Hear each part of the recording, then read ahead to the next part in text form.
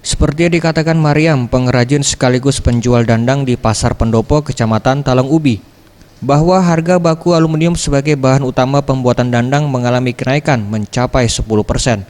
Ia juga belum mengetahui penyebab naiknya bahan baku aluminium tersebut, hanya memperkirakan dampak naiknya harga dolar selama ini.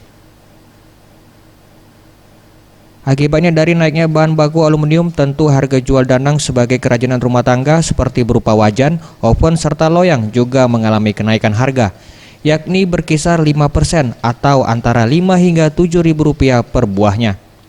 Seperti dandang ukuran kecil saat ini dijual Rp175.000 dari harga sebelumnya Rp170 atau Rp160.000. Mainnya agak mending ya, kan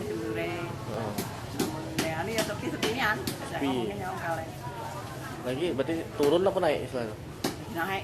Naik pembelian nih untuk saat ini ya, kalau musim buah ini ya. Harganya ya cak itulah, bahannya naik.